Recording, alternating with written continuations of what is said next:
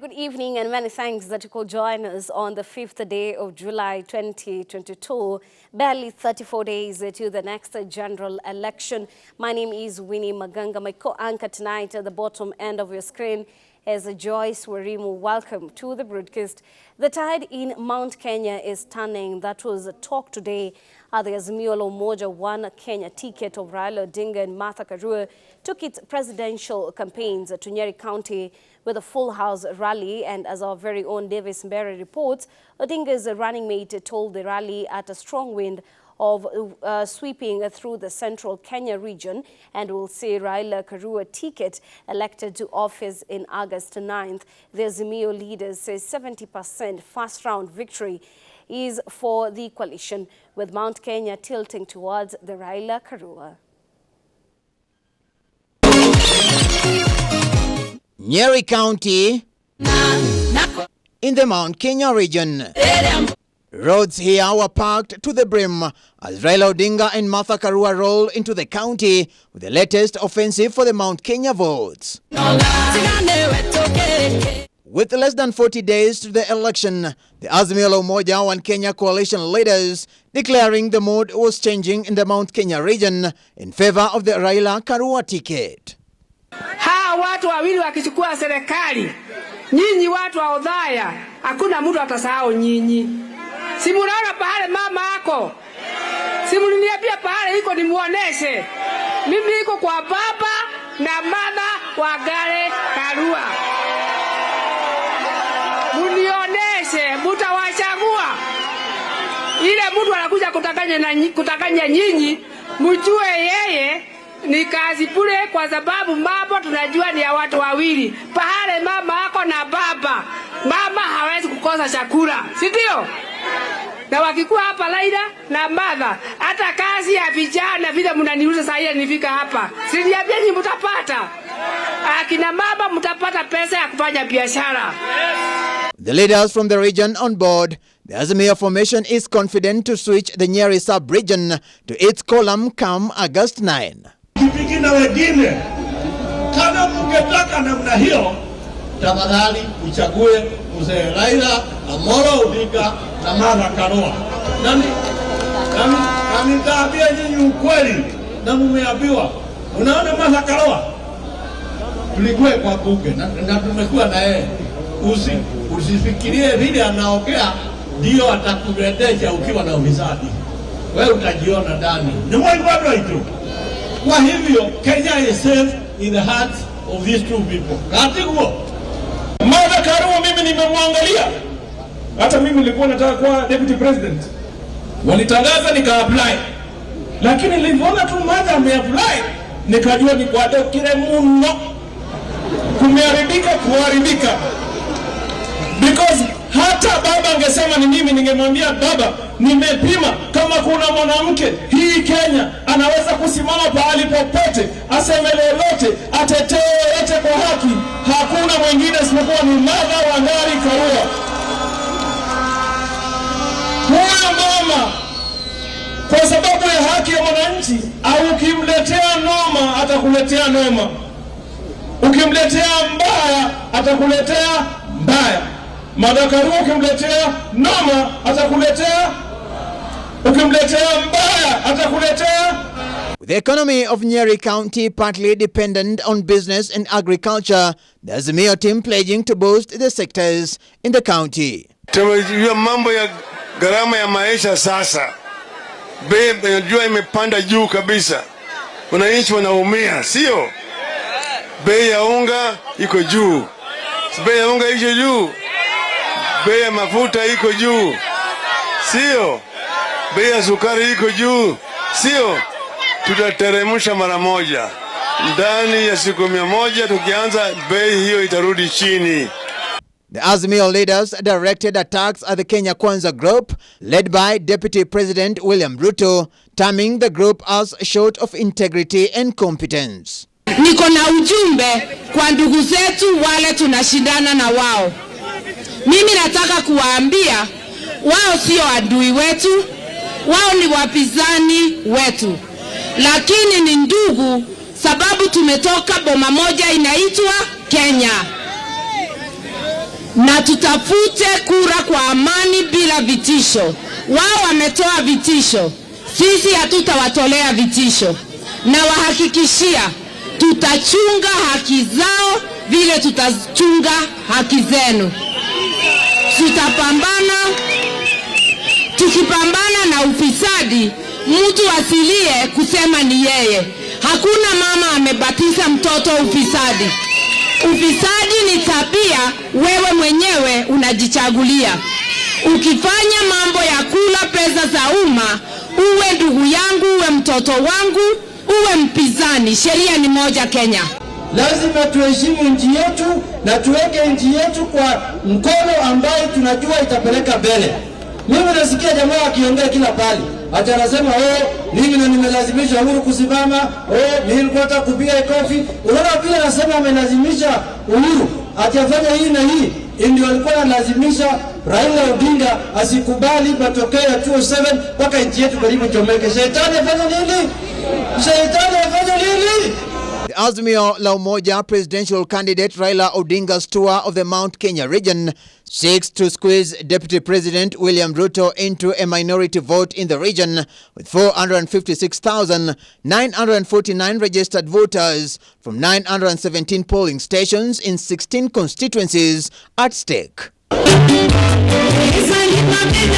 Queen of Rumba Mbilia Bell thrilling Azimio la Umoja One Kenya Alliance supporters with her iconic song Nakeye Nairobi during the political rally in Nyeri. Davis Mberia, Ebru News. And moving on, Kenya Kwanza Coalition has toured Isiolo County in a bid to sell its agenda to the people of Isiolo. Deputy President William Ruto led the coalition in the campaign, calling on residents to support the Kenya Kwanza agenda, saying it will solve the problem facing Kenyans today. Leaders present castigated Azimio la Umoja, saying people within the Azimio have questionable past, especially on corruption and misappropriation of funds. Wangwana wa Isiolo tunakubaliana.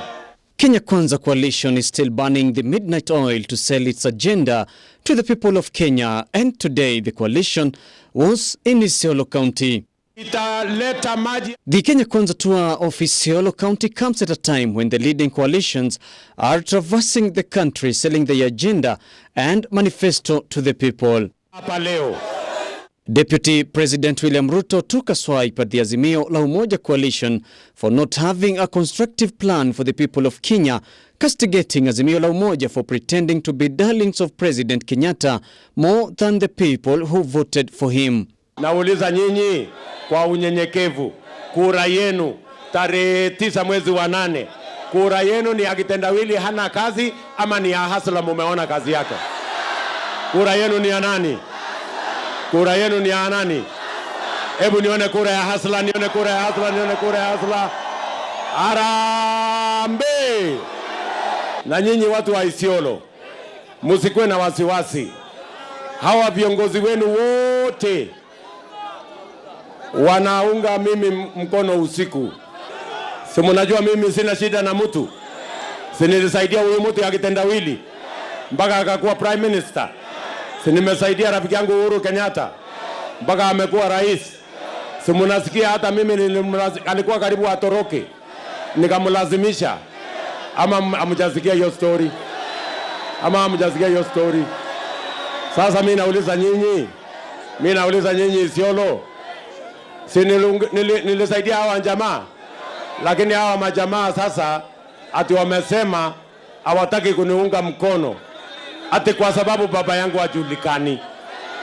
Sasa mimi nauliza nyinyi, hata kama baba yangu hajulikani, si mnaweza kunifanya nikakuwa rais? Ndio hata nyinyi siku moja mkuwe rais na watoto wenu siku moja akuwe rais. Leaders present say they are optimistic of winning the election and they will investigate matters to do with the state capture and corruption. In our manifesto, the Kenya Kwanza government is going to establish a quasi-judicial commission to investigate economic crimes and state capture. Nasikia kuna watu pesa ya corona ililetwa ya vaccine. Wawa wezi wa serikali wakaripia vaccine milioni 10 na ile ilifikia wa Kenya ni vaccine milioni 1.5. Leaders said Azimio la Umoja is now home to cabinet secretaries who have been accused of misappropriation of funds in their ministries, and Kenya Kwanza now wants them to be responsible and accountable. Wameandika barua hivi majuzi. Wamesema kati ya bilioni 70 ambayo Kenya imepewa kama mkopo ambayo italipwa na ushuru ya wananchi, bilioni 65 haijulikani mahali iko. I want to tell our friends in the Kuzimia wing, the Auditor General has revealed that 10 billion shillings were lost. Bilioni 10 pesa ya serikali imepotea, ile ingefaa inunue COVID, inunue madawa ya wagonjwa wa COVID. Mimi nawauliza, si hawa watu wa Kuzimia wamekuwa wakituhubiria mambo ya ufisadi? Si wamekuwa wakituhubiria mambo ya ufisadi? Mimi nataka niwaambie watu wa Kuzimia, don't breach to us water while you take wine. As the election date nears, political campaigns are getting intense day by day. Kaindo Stefano, Ebru TV. Elsewhere, political analysts in the country have waded into the recently launched manifestos by 4 presidential candidates ahead of the polls. Professor Macharia Munene, a political commentator, maintains that the manifestos are just promises, but implemented them is where the rubber meets the road, and that they are effective campaign tools to ensure one secures a political seat after the general election. He's our senior political affairs reporter, Abdiaziz Hashim, with more. For weeks now, Kenyans have been treated to promises canvassed in form of manifestos from the 4 presidential candidates ahead of the general election. The Azimio One Kenya Alliance, led by the ODM leader Raila Amolo Odinga and his running mate Martha Karua, pledges a monthly stipend to the vulnerable of 6,000 Kenya shillings, free education, Baba Care program that will give Kenyans a chance to access affordable, and single mothers will receive social boost, and Kazi Mtaani will be started permanently to cushion unemployed youths. We want to ensure that Kenya moves away from the league of third world economies. Our children will have access to free quality education from primary to university. On his end, the country's second-in-command said he will prioritize investments in agriculture to increase food production locally and wean the country off expensive food imports. He further proposed relocating budget funds to support what he termed high-impact areas for job creation, echoing his bottom-up campaign slogan, which promises to lift people at the lower ranks of the economic pyramid, such as grocers, handcart pushers, and motorcycle riders. The same farmer in the same farm, just by capitalizing their operations, they can double their production. The 2 other candidates, George Wajakoya of Roots Party and David More, pledged to come as the breath of fresh air with some ideas not heard before. This means if we grew bang for export, Nyeri is 1 year, in 1 year, will earn the equivalent of Ethiopia's GDP. Our presidency, 10 years down the line, we would want to be remembered as the presidency that slayed the dragon of corruption, wastage, mismanagement. The promises are coming in the height of the political silly season, with the political analysts saying the promises could just end as such promises. Well, the manifestos are good-looking documents, well peppered with nice words that are not meant to be kept. They are there to woo the voters and convince voters that this person or this group is more credible than the other. So they are political persuasion documents. The implementation of them is another matter. Professor Macharia Munene maintains that implementing the pledges where the rubber meets the road, and that they are effective campaign tools to ensure one secures a political seat.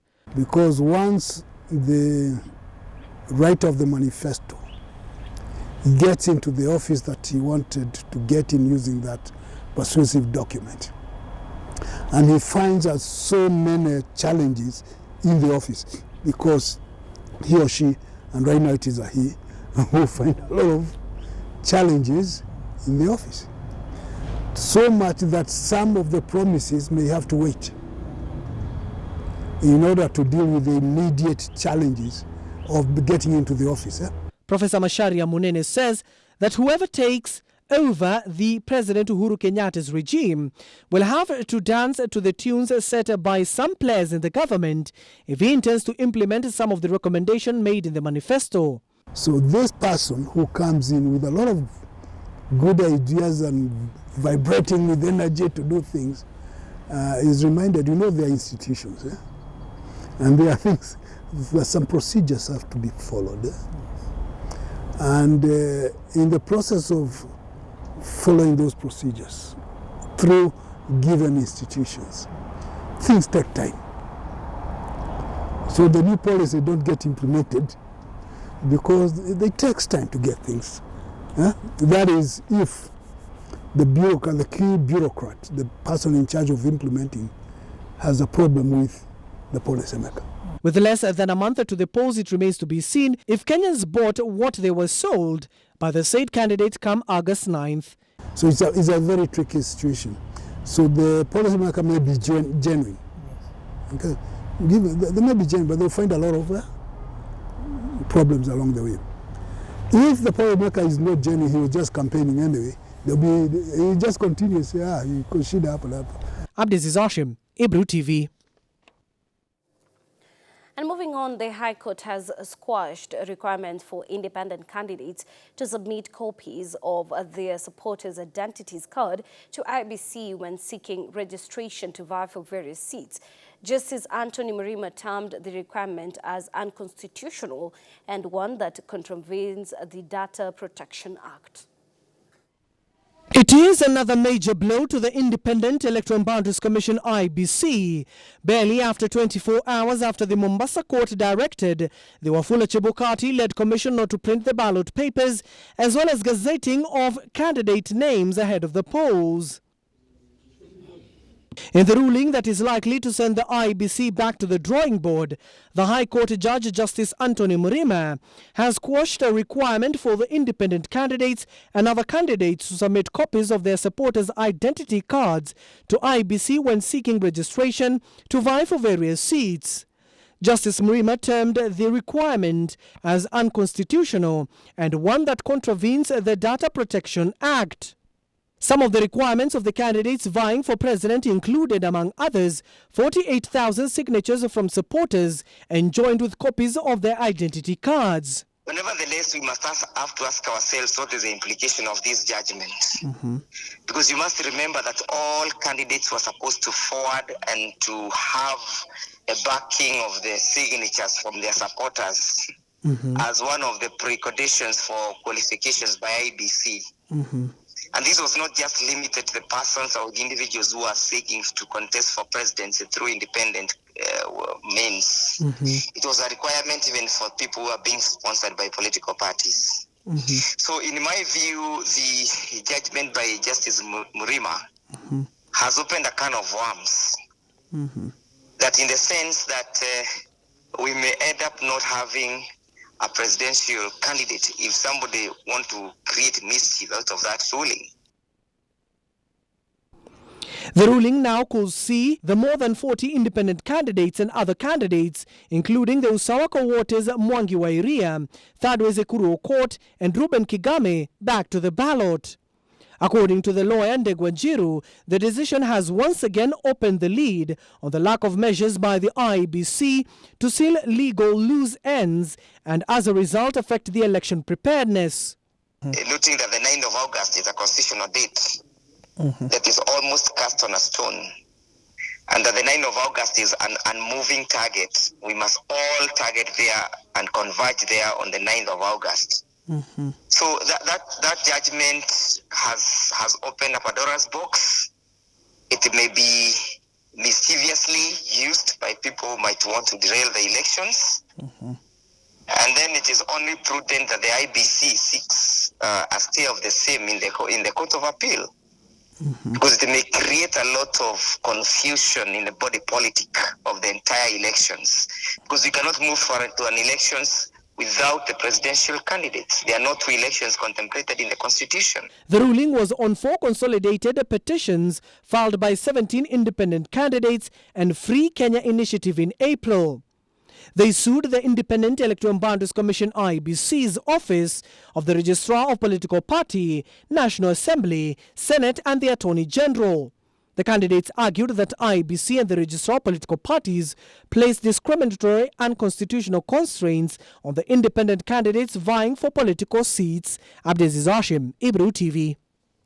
And now to some matters education, where confusion continues to mar the junior high school transition, with the Education Ministry remaining unclear on the importance of private school. Here's more. With just 4 months to the first grade 6 exam in the new competency-based curriculum, more questions than answers emerge on how ready the Education Ministry is for junior secondary that starts in January of 2023. Junior high school shall be hosted in secondary schools. But we have walked back because of the circumstances in the private sector. A new battlefront is brewing between the Education Ministry and teachers, who maintain that moving the junior secondary component to secondary schools would amount to wastage of education infrastructure. For the public sector, what we have decided to do now, the default position is still secondary school. So we are only taking primary schools that have the same compound with the secondary school. And I would want to tell you that the reason is because we don't have money to hire extra teachers. But according to Education CS Professor George Magoha, the government could be cash-strapped to hire the over 60,000 teachers required for the new addition, considering that the current Class 8 will also be transitioning to Form 1 at the same time. We don't want to go into wastage. We have proper personnel. We don't want to confuse parents. We want our junior secondary schools to be domiciled in primary schools. And if anything, let us refer to grade 7 and 8 and 9 as senior primary and not even junior secondary. Because we know the age of those children. So this is one thing that we must say with a lot of confidence, because we are the people in practice in teaching. We cannot be cheated anymore. And we want to say, for the smooth running of the education sector, the government should listen to Kenya National Union of Teachers, the representative of teachers in this republic. Education stakeholders are, however, of the view that the best place for junior secondary would be sub-county secondary schools. The transition, and our opinion is that because the children who are going to transit are very young, they're 12-year-olds, and some of them even younger, because we have kids who have enrolled below the age that is recommended by the ministry. It will be very important that these children are not sent to the bigger schools which are far away from home. On top of that, they say it is not right to mix 11 and 12-year-olds with 17 and 18-year-olds who are in Form 4. It will be important that these children go to sub-county schools. So our suggestion to government is that we place all junior secondary children in sub-county schools. Because sub-county schools, we have 7,000 of them. They are spread all over the country. And so these children can commute from home. And if they're not able to commute from home, they can be in a boarding school that is so near home that every weekend they be allowed to go home. So that they stay as close to their parents as possible, because they are at the most critical age when they need their parent to be close. So far, the government has built over 6,500 classrooms for CBC, utilizing 4 billion shillings in the current budget. It remains interesting to see how the government will distribute the over 1.2 million learners set to join junior high school. The ministry is expected to release the placement guidelines of the grade 6 in junior secondary school system in 3 weeks' time.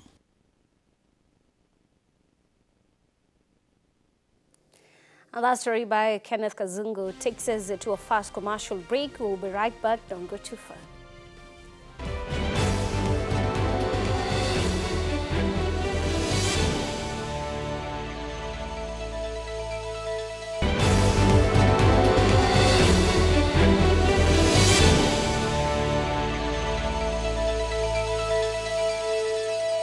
Welcome back. Many thanks for staying with us. Evans Mishori, the prime suspect in the murder of 4 women in Nakuru's Maganga estate, has been detained for 14 days pending completion of investigation. Elsewhere, a 39-year-old man has admitted to grab and rape a 2-year-old girl at a church function in Zimmerman in Nairobi. And finally, a man has been charged with plating Ngara police station with stones and damaging 17 windows after an officer at the station abused his 7 months pregnant wife.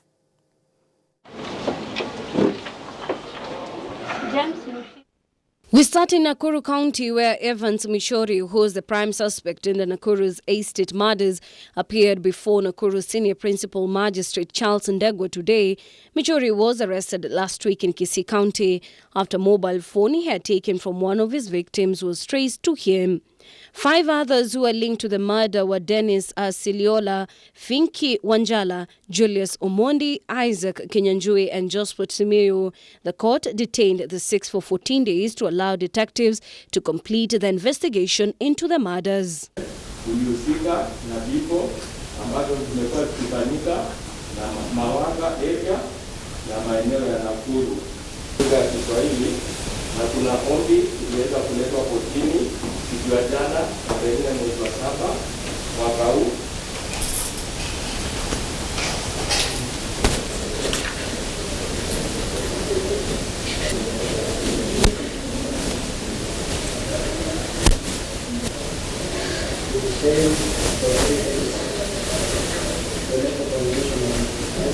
Elsewhere, a 39-year-old man in Zimmerman, Nairobi, has admitted to have grabbed and raped a 2-year-old girl at a church function last Sunday on the 3rd of July 2022 at around 3 p.m.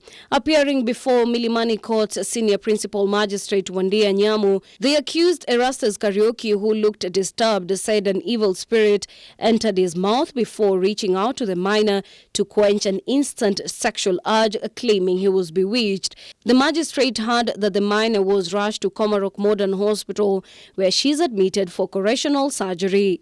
The accused has been remanded until the 6th of July 2022 for facts and sentencing. Na vile ule mtoto ambaye anasemekana alinajisiwa kwa hospitalini na P3 form bado haijatoka.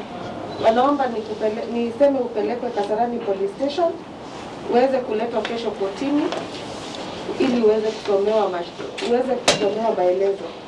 Uko na? Yes.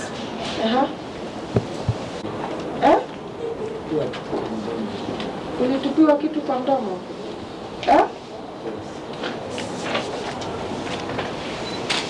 Finally, a man has been charged with plating Ngara police station with stones and damaging 17 windows after an officer at the station abused his 7 months pregnant wife. Appearing before Milimani Law Court's Principal Magistrate Wandia Nyamu, the accused, Justin Onami Osinde, pleaded with the court to defer charges against him to enable him seek justice for his pregnant wife. This officer walks out of a bar. My wife is 3 meters behind me.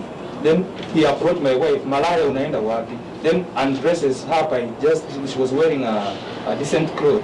He lays it up. So that's the time I jumped to protect her. According to the charge sheet, which was read out in court, Justin committed the offense on the 4th of July 2022 at around 1:30 p.m., where he is alleged to have destroyed 17 pieces of window property of Ngara Police Station. The accused pleaded not guilty and was released on a cash bail of 20,000 Kenya shillings. Particulars are Justin Onani Osinda on the 4th day of July 2022 at around 1:30, Ngara in Nairobi, within Nairobi County, with willfully and unlawfully destroyed 17 pieces of window glasses, the property of Ngara Police Station. Justin Onami Osinde, true or false? False. Elsewhere, 2 security guards have been killed at the Matayos Business Center in Busia County by unknown people before seizing valuable property. Incidents of insecurity appear to be extreme in the area, as this incident is the second one in less than a week after a young man was shot last week in the same county. The two met their death after allegedly being attacked by robbers who were said to have slaughtered one of them, while the other died after sustaining blunt object injuries to the head. The residents of Matayos were furious and demanded that the police intensify the investigation to catch the perpetrators of this atrocity. Kuna vijana wawili ambao huwa wanalinda hapa maduka za wafanyabiashara. Imepatikana usubuhi ikiwa wameuawa kiunyama, mwingine akiwa amechinjwa, amekatwa koo lake, mwingine akiwa amepigwa sana na akafichwa kwa nyasi nyuma ya maduka. They have also demanded that the Matayos local police station be handed patrol cars for night shift patrols and increase the number of police officers. Haya yote, hakuna hatua yoyote ambayo imefanyika. Kwa huu mwezi mmoja hivi majuzi bunduki ilipatikana hapa Matayos ambayo ilifanya kisanga ya kupiga mtu risasi, na hiyo bunduki ambayo ilihusika, huyo mtu alikuwa amevaa uniform ya polisi. Sisi kama wafanyabiashara tuko na wasiwasi kwa janga lenye limetokea. Last year wameua mlinzi tena Masai na wakajeruhi mwingine. But kitu yenye inatushangaza sana ni hao watu wanafanya hiyo wizi, lakini hakuna mtu mwenye anafuatilia. Mnaniona vile tuko hapa kutoka asubuhi, tuko hapa tunashirikia hili jambo, lakini unfortunately raia imekuwa shida, hawatupati nafasi ya kufanya kazi. Tunaomba tafadhalini mtupe nafasi tufanye kazi ndio tupate kufanya uchunguzi vile inavyohitajika professionally. Matayos MP Geoffrey Odanga has called on Interior Minister Fred Matiang'i and Inspector General of Police Hilary Mutiambai to visit Busia County to resolve security issues in the area. Matayos Police Station yenye iko karibu na sisi hakuna kazi inafanya kwa sababu hawana hata njia ya usalama, hawana njia ya usafiri. Kama kunawezekana, kama hiyo police station itaendelea kuwa pale, tunataka gari ya polisi pale mara moja. Tunataka patrol iendelee kila wakati. Tumeamua hivi kwa pamoja ya kwamba tutafanya maandamano ya amani. Juzi kulikuwa na Busia maandamano, watu wakaenda mpaka station. Na mimi nilikuwa pale, niliona watu wakirushiwa vitoa machozi, hawakupeana hoja zao jinsi ilivyotakikana. Kwa hivyo sisi kutokana na hili tukio ambalo limefanyika leo, hatuwezi acha liende hivyo. However, Busia County Commissioner Dr. Hamid Hassan said they were making every effort to arrest the suspect as the perpetrators continue to give residents sleepless nights. Mimi nasikitika ya kwamba hata baada ya kukaa na DCC wetu na vitengo vyote vya usalama kukiwemo maafisa wa jinai siku ya Ijumaa, juma lililopita, ni kama askari bado wamelaza damu, ni kama hakuna kazi ambayo wanafanya. Sisi sasa, kwa sababu waliahidi ya kwamba wanafanya kila jambo kuhakikisha kwamba kuna usalama umedumishwa katika eneo bunge la Matayos. Mimi sasa nafikiri tumepita kiwango cha kuhandle mambo haya na hawa watu wa hapa county. Hawa wakora tumedili tayari, tumedili na wakora kadha wa kadha na tumeshapata bunduki kadha wa kadha hapa, si mara ya kwanza. Na hii tufuatilia kama yale mengine tumefuatilia mpaka tupate mwisho wake, tunasa watu ambao wamehusika na hii. Reporting for Ibri TV, I'm Beryl Shienzi. And now to a disturbing story. Police in Narok are holding a 17-year-old Class 8 pupil for allegedly hacking death 4 of his family members. Preliminary investigations show that the killings occurred as a result of a grudge the suspect held on his aunt. A cloud of grief has engulfed the air in Poroko village in Kilgoris, Narok County after the shocking incident where a Class 8 pupil killed 4 family members.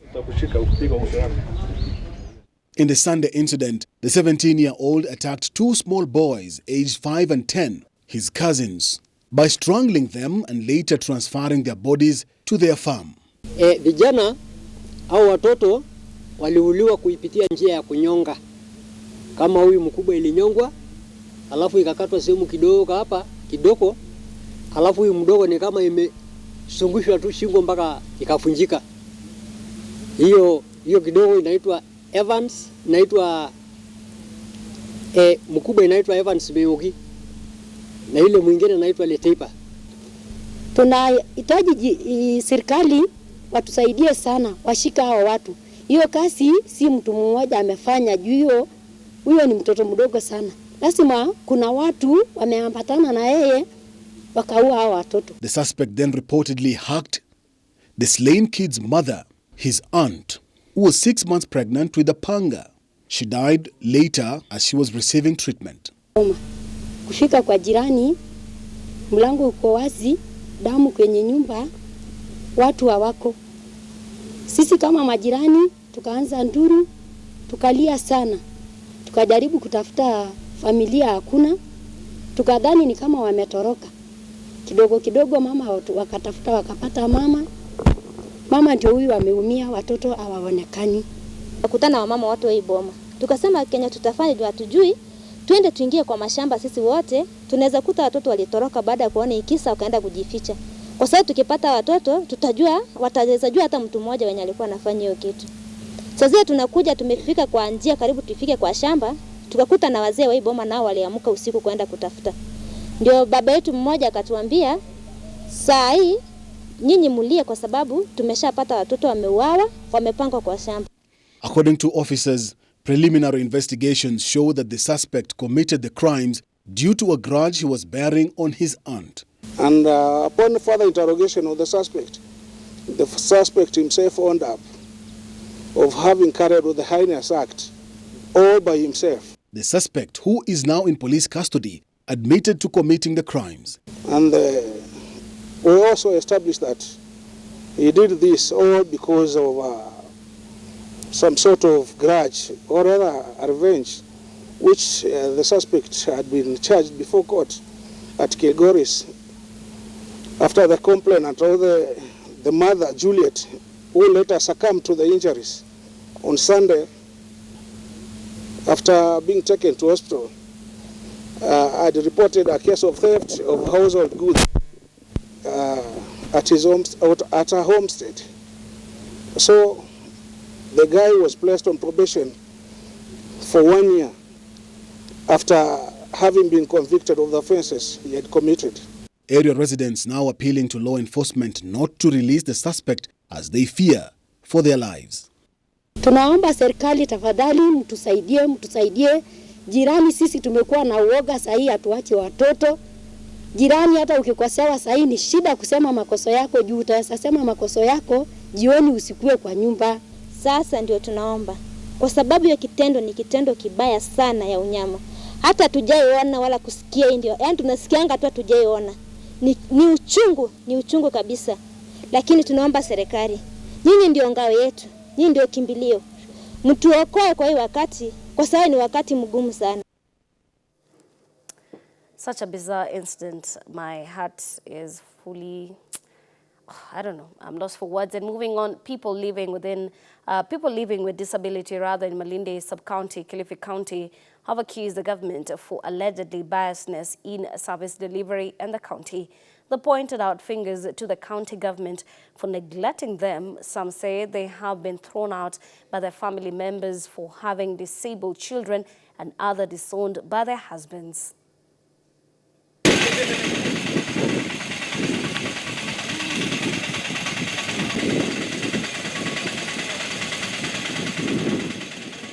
At this village in Malindi sub-county in Kilifi County, we meet dozens of people living with disability, probably coming together so they can feel whole again and at least share an advice or two to each other.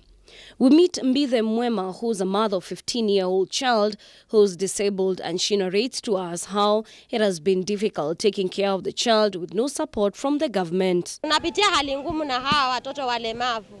Maana wengine mefikia stage ya kwamba hata mabwana zetu wametukimbia kwa sababu tumezaa walemavu. Kwa hivyo serikali, ninaomba msaada wenu muweze kutusaidia kwa sababu tunapitia hali ngumu. Maana ukiangalia mtu una mtoto mkubwa mwenye ana miaka 15, unapitia hali ngumu, anakosa mpaka wheelchair, Sasa hiyo ni matatizo saa yote, kila mahali unapoenda inabidi umbebe. Maana wengine imefikia wakati mpaka saa hii serikali imetuacha sisi, tunapitia maisha magumu. Tunang'ang'ana na uchumi saa hii umekuwa hali ngumu. In the same midst, we meet Mona Juma Said, a mother of 7 children, where 4 of them were born disabled. She claims that her husband's family branded the kids as a bad omen and a curse to the family. And the mother-in-law advised her to kill the children to cleanse her house. Ni mama wa watoto 7, nimezaa watoto 4 wakiwa na ulemavu, hawezi tembea kabisa. Na bwanangu akaja akanitoroka. Sasa napitia hali ngumu kutafutia wale watoto ili wapate kusoma na wapate kula, kuvaa, magonjwa. Ile sababu ya mzee kunitoroka, katika familia yao walisema hapa kwetu hakuna mlemavu. Nilipozaa wale mtoto mlemavu wa kwanza, wa pili, wa tatu, wakanambia angalia huyu mwanamke ameleta laana hapa. Kwa sababu kwetu hakuna mlemavu, hawa walemavu wanatoa wapi? Hasa ile mwanzo alikuwa hashiriki zile maneno, akawa anashughulikia watoto vizuri. Baadaye akaja akanambia mimi, mamake akanambia hawa watoto ni laana ndani ya nyumba. Sasa hawa watoto la kufanya, tuchukue ndoo tuweke pale, tuwatie ndani ya ndoo ya maji ili tuwanyonge, kwa sababu hawa watoto watampeleka mbio yule mtoto wangu, hakuna mafanikio yoyote atafanya. These 2 men were involved in a road accident 5 to 6 years ago respectively, but since then they've been living in misery, and their cry now is directed to the county and the national government to intervene and help them. Nilipata accident toka 2017, sai bado najinyelea, najikojolea. Serikali nisaidieni, manake mimi nateseka, yani najikuna paka kojo wangu toke kabisa, yani siwezi kontroli. Mimi nisaidie ni jamani, mimi nateseka. Naomba, nilikuwa ni tour guide kule Jakaranda, lakini sasa hakuna wageni. Naomba msaada, nisaidieni ili nipate msaada. Lakini nilikuwa naomba serikali iwe makini na disabled, kwa kuwa mimi nilikuja nikapata road accident, niligongwa na mzungu Kasorina, na yule mzungu nikaenda naye paka station. Sasa ikawa shida na askari, kwa sababu askari wanatumia watu, unaenda nao pale wanakuweka nje, wanaingia wanakamata mzungu na wakuelezea kitu ya kueleweka. Toka 2012 mpaka saa hii mimi nateseka. Thomas Tabu, who's a resident, says that the Kilifi County government has not in any way helped people living with disability and is asking for intervention from the national government. Tangu tuanze ugatuzi 2013 tunao hatujapata faida yote, siwezi kuficha. Tumechagua wakilishi wawili wakaingia eneo bunge au ambao MCA wa walemavu, lakini hatujapata chochote mpaka dakika hii. Hata saa hii ile ya walemavu nasema hapa ilipitishwa juzi mwezi wa 3 na governor kauka kidole, lakini saa hii haijafanya faction yote. Kwa hivyo naomba sana walemavu walikuwa wameahidiwa na county government watafanywa empowerment center hapa Mtangani, lakini ikafeli paka dakika hii. Mwaka juzi 2018 walemavu wakaandikwa walemavu severe disability 3 kila ward, ambao ni 105 katika Kilifi County nzima, lakini hata dakika hizo pesa zimeenda paka dakika, tujui kama mambo yako namna gani. Hatutambuliwi, siwezi kuficha, hakuna budget ya mlemavu Kilifi County, hakuna budget ya mlemavu yote.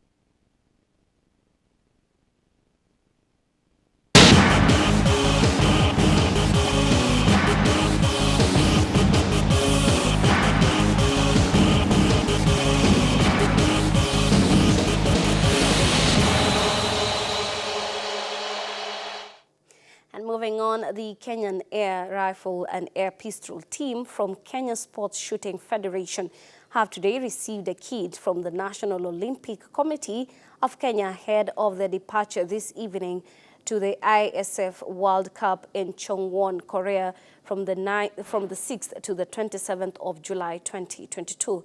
The team consists of 2 athletes, Priscilla Ongoe, who will be competing in the air rifle category, and counterpart Maurice Morara in the air pistol category. Basically, there is only 2 of us that are going for the World Cup. There is me in air rifle, and there is Maurice Morara, who is doing air pistol. This World Cup, well, any other World Cup, they're a big deal. It's not a qualifier for the Olympics, but we're going to treat it as a benchmark for what we're going to expect in the qualification rounds that are starting in the next 2 months. I believe it will be in October, the World Championship in Egypt, Cairo. So this World Cup will really help us know what we need to improve on, where we need to put in the work, and what is expected of us come the World Championship that is going to be the first stage of the qualifications towards the Paris 2024. We wish Team Kenya all the best. And that marks the end of our news tonight. Many thanks for keeping me company. Special thanks to my co-anchor Joyce Warimo and to everyone who made this particular bulletin a success. Many thanks. Have a beautiful and a blessed night. My name is Winnie Maganga.